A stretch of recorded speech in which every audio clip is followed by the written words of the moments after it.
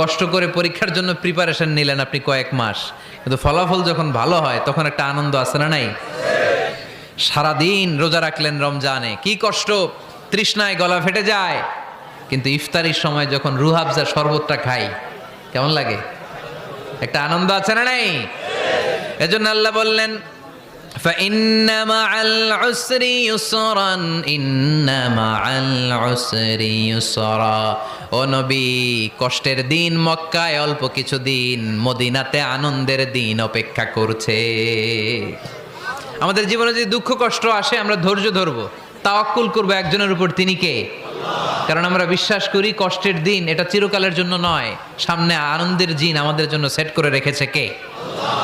তাহলে আমরা সূরাতুল ইনশিরাহ থেকে 3টা নেয়ামতের বর্ণনা শুনলাম, বিশ্বনবীকে কি সান্ত্বনা দেয়া হলো সেটা শুনলাম। এবার 2টা গাইডলাইন শুনে তাফসীর আমরা